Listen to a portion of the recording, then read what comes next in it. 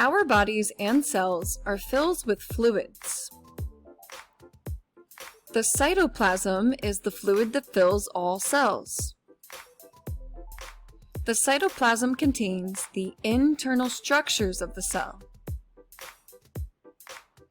Cells are surrounded by an extracellular fluid. The prefix "ex" means out. Exhale means to breathe out. Exit means to go out. And external means outside. The extracellular fluid is the external environment of the cell. Blood vessels transport materials to all cells in the body. The liquid portion of your blood is actually called blood plasma. As the plasma becomes highly concentrated with molecules, these molecules can diffuse into the extracellular fluid, and from here they can cross the membrane and diffuse into our cells. Likewise, molecules can build up in the cytoplasm of our cells, and these molecules can diffuse into the extracellular fluid and then into the blood plasma for transport. Because of diffusion, the liquids in our body reach an equal concentration over time. The normal concentration of the cytoplasm, extracellular fluid, and blood plasma is about 90% water.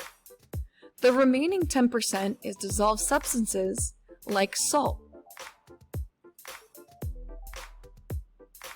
The concentration of both water and salts in our blood can change depending on what we eat, drink, if we sweat, and other factors. If the concentration of materials in our blood changes, this can change the external conditions of the cell. If a cell is not in equilibrium with its environment, then molecules will begin to diffuse in or out. For example, an IV can be used to administer fluids and help hydrate patients in the hospital.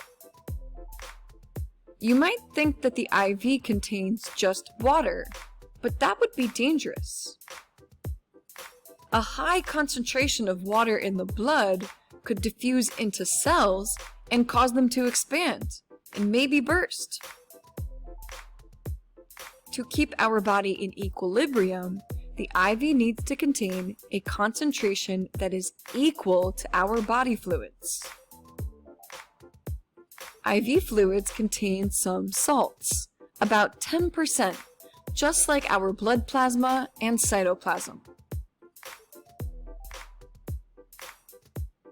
This is why proper nutrient intake and hydration is important for keeping our body and cells in balance.